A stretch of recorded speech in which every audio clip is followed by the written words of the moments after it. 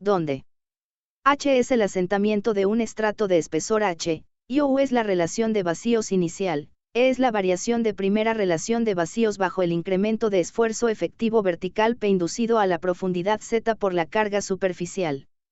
Esta variación se estimará a partir de pruebas de consolidación unidimensionales realizadas con muestras inalteradas representativas del material existente a esa profundidad, y Z son los espesores de estratos elementales dentro de los cuales los esfuerzos pueden considerarse uniformes. Los incrementos de presión vertical P inducidos por la carga superficial se calcularán con la teoría de la elasticidad a partir de las presiones transmitidas por la subestructura al suelo. Estas presiones se estimarán considerando hipótesis extremas de repartición de cargas o a partir de un análisis de la interacción estática suelo-estructura.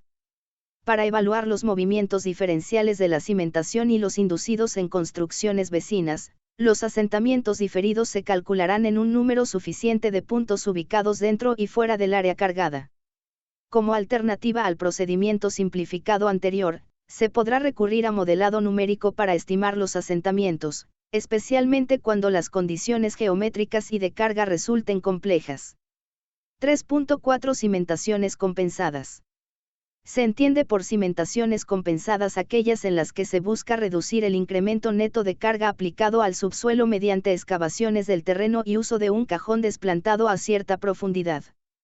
Según que el incremento neto de carga aplicado al suelo en la base del cajón resulte positivo, nulo o negativo, la cimentación se denomina parcialmente compensada, compensada o sobrecompensada, respectivamente.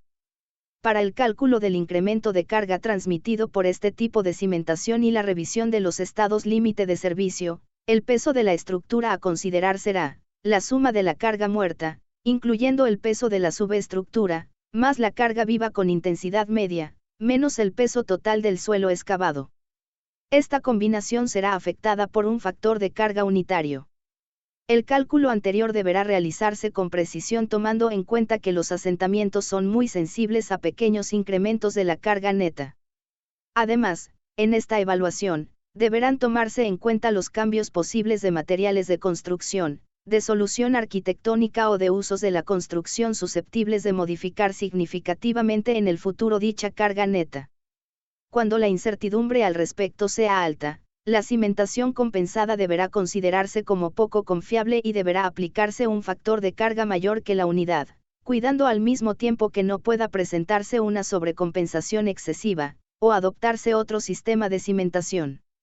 La porción de las celdas del cajón de cimentación que esté por debajo del nivel freático y que no constituya un espacio funcionalmente útil, deberá considerarse como llena de agua y el peso de esta deberá sumarse al de la subestructura, a menos que dicho espacio se rellene con material ligero no saturable que garantice la permanencia del efecto de flotación. 3.4.1 Estados límite de falla. La estabilidad de las cimentaciones compensadas se verificará como lo señala el inciso 3.3.1. Se comprobará además que no pueda ocurrir flotación de la cimentación durante ni después de la construcción. De ser necesario, se lastrará la construcción o se instalarán válvulas de alivio o dispositivos semejantes que garanticen que no se pueda producir la flotación. En la revisión por flotación, se considerará una posición conservadora del nivel freático. Se prestará especial atención a la revisión de la posibilidad de falla local o generalizada del suelo bajo la combinación de carga que incluya el sismo. 3.4.2 Estados límite de servicio. Para este tipo de cimentación se calcularán a. Los movimientos instantáneos debidos a la carga total transmitida al suelo por la cimentación, incluyendo los debidos a la recarga del suelo anteriormente descargado por la excavación.